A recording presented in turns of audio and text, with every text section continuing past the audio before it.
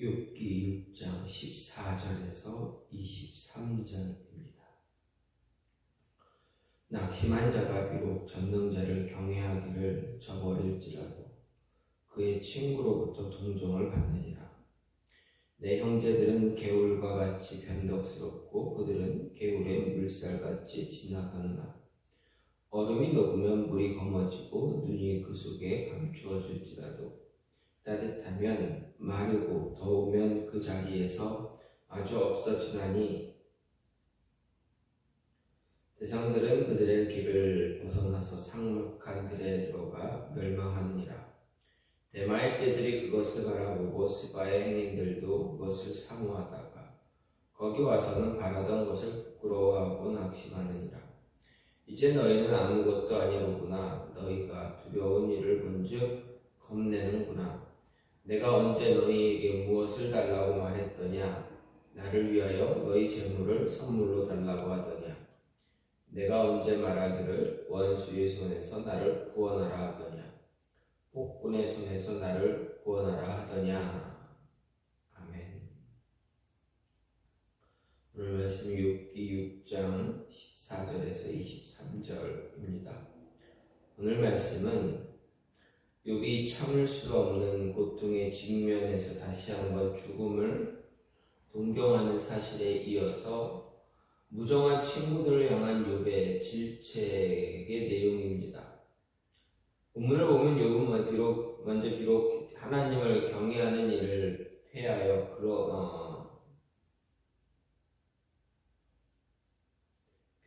말미암아 하나님의 징계를 받아 고난을 당한 자라 할지라도 그 친구들이 그를 불쌍히 여긴다고 함으로써 알 수 없는 이유로 고난을 당하는 자기를 위로하고 동정하기보다는 오히려 고통 속에서 탄식하는 자신을 책망하고 고난당한다는 이유만으로 자신을 죄인으로 정죄하는 친구들의 그러한 무정함에 대해서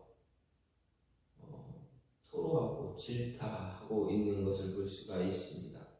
그리고 자신을 위로한다는 명목 아래 왔지만 갑자기 돌변해서 자기를 책망하고 정죄하는 친구들을 우기에는 물이 가득 흘러 넘치다가도 정작 물이 절실하게 필요한 건기에는 바싹 말라버리는 중동지역의 그런 변덕스러운 시내에 비유해서 그들을 도무지 믿을 수 없는 존재다라고 이야기합니다.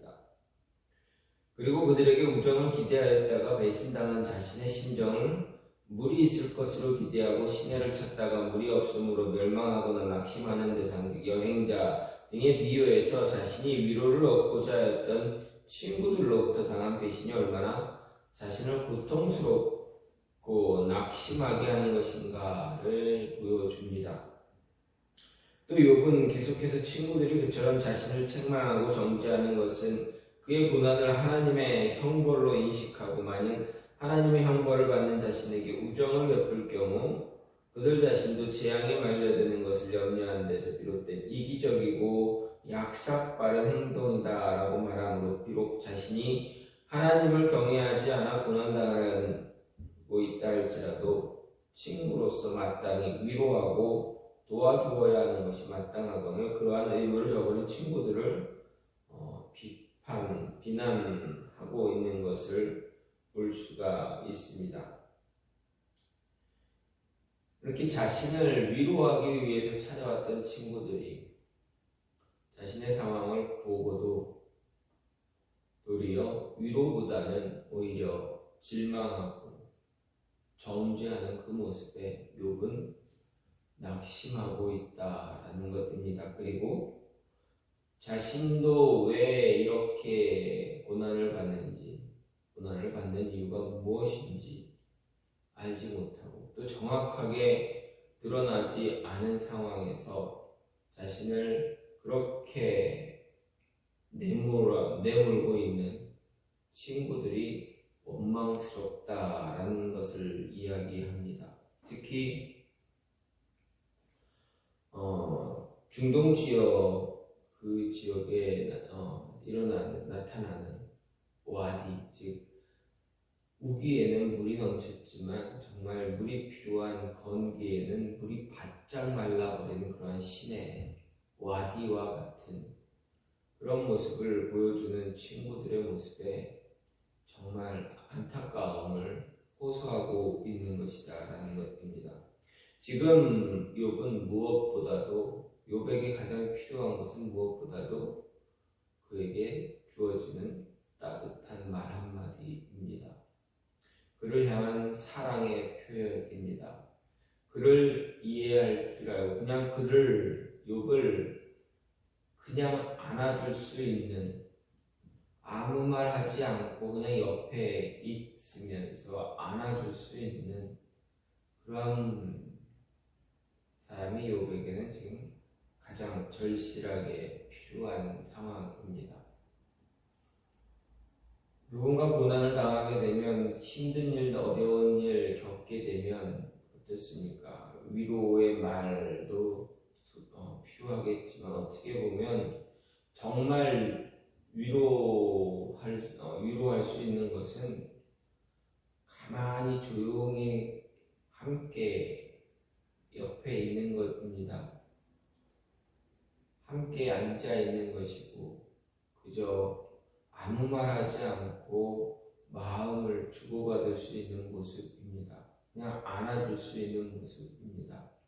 오히려 말 한마디 하지 않고 가만히 옆에 앉아 있으면서 혹은 그냥 한번 쭉 안아만 주는 것으로도 그 힘든 고난당하고 고통당하는 사람에게 커다란 위로가 되어줄 수가 있습니다.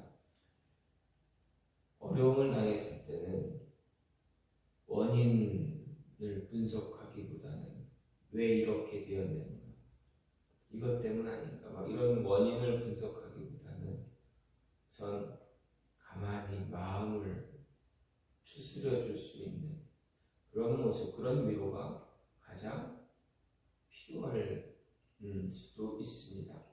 어쨌든 욥의 이런 모습을 보면서 자신을 찾아온 친구들이 어떤 이유에서라도 사랑과 자비를 베풀기를 원했지만 그렇지 못하는 모습을 보면서 욥은 한탄하고 있다라는 것입니다. 14절 말씀을 보면 낙심한 자가 비록 정령자를 경외하기를 저버릴지라도 그의 친구로부터 동정을 받는다라고 욥은 이야기합니다. 욥의 이야기는 비록 내가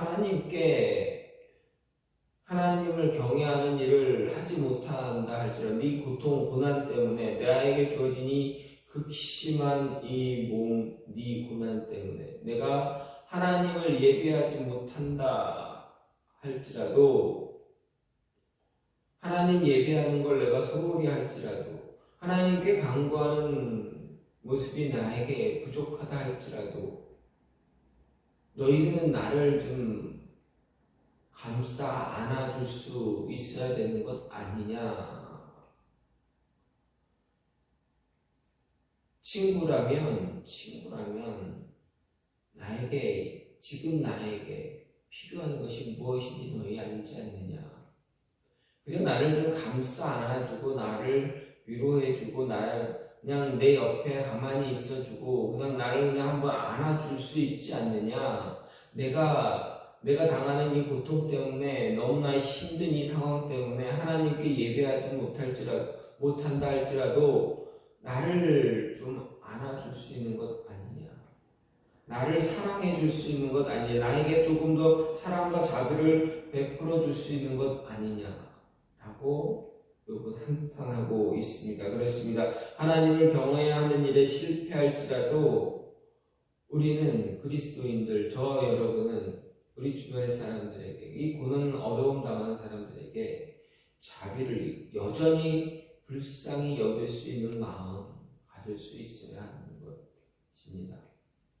힘들고 어려울 때 어려운 이들을 돌보는 그 모습을 가질 수 있는 것이 우리에게 필요한 것입니다.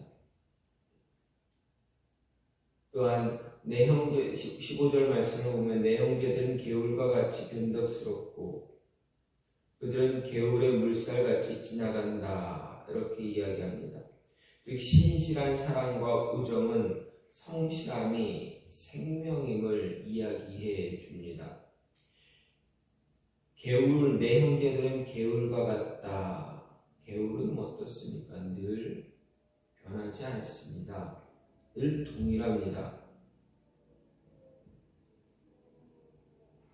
하지만 개울은 지금 여기서 말하는 개울은 어떻습니까? 좀 전에도 말씀드렸듯이 와디, 중동 지방의 와디, 팔레스틴 지방에 나타나는 와디 시내 개울을 이야기합니다.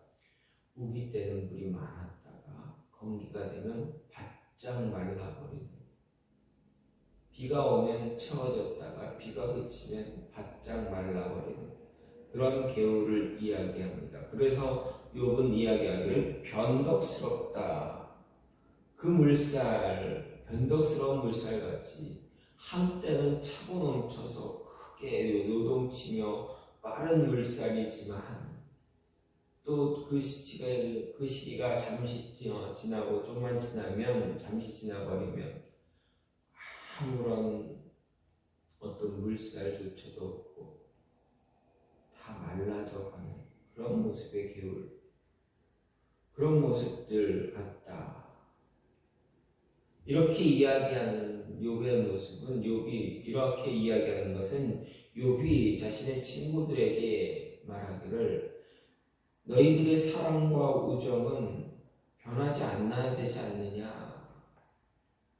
아니, 우리의 관계의 모습은 변하지 않아야 되는 것 아니냐. 그런 이야기를 하는 것입니다.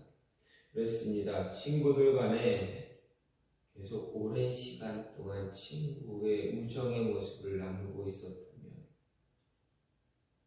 어떤 모습이더라도 그 오랫동안 가져왔던 그 관계의 모습 때문에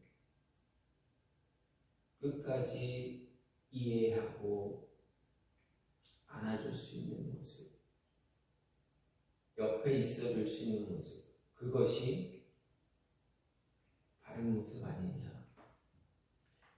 그것을 다른 말로 하면 너희들의 사랑과 우정은 성실해야 되는 것 아니냐, 변덕이 있으면 안 되는 것 아니냐라는 것입니다. 다시 말해서 성실함은 세상에서 성공하기 위해서만 필요한 그런 덕목이 아니다라는 것입니다. 어떤 일을, 내게 맡겨진 일을 잘 하기 위한 그런 모습에서 필요한 것만이 아니라 사람 간의 관계 속에서도 이 성실함은 독보적으로 필요하다라는 것입니다. 특히 우정을 나누는 친구, 정말 사랑을 나누는 그러한 사람이라면, 특히 가족이라면, 친구라면 더 성실하게 그 관계를 유지하기 위한 모습을 더 성실하게 가질 수 있어야 되는 것 아닌가라는 이야기하는 것입니다. 단순히 누군가에게 잘 보이기 위해서, 성공하기 위해서, 출세하기 위해서, 지금보다 나은 삶을 살기 위해서 필요한 것이 성실함이 아니라 사람과 사람 사이에 어떤 관계를 유지하는 것, 그것도 성실함이 필요하다라는 것입니다. 욥은 친구들에게 안타까운 심정으로 이 말을 하고 있습니다. 그렇다면 우리와 하나님과의 관계에서도 이러한 성실함은 매우 필요하다. 사람 간의 관계에서도 필요하고, 하나님과 나 사이의 관계에서도 필요하고, 관계에서 가장 필요한 것이 성실함이다라는 것입니다. 이런 성실함이 있을 때 관계는 무너지지 않게 됩니다. 요셉을 보십시오. 자신을 팔아버린 형들을 바라보면서 그 형들이 다시 애굽에 와서 곡식을 얻으려 했을 때 과거의 그 안 좋은 기억을 생각하며 형들을 대했다라면 과연 그 관계가 바르게 유지될 수가 있었겠습니까? 과연 형들의 자녀들, 형들과 함께 온 사람들, 가족과 자녀들, 그들을 선대할 수가 있었겠습니까? 과거의 그 시간에 묻혀 있었다면, 과거 자신을 상인들에게 팔고 과거 자신을 죽이려고 했던 그 트라우마 속에 갇혀서 형들을 바라보고만 있었다면, 바라보기만 했다면 그 형들에게 요비하고자 하는 모습은 무엇이겠습니까? 자신을 그렇게 한 대가를 치르게 할 모습밖에 남지 않습니다. 하지만 요셉은 그렇지 않았습니다.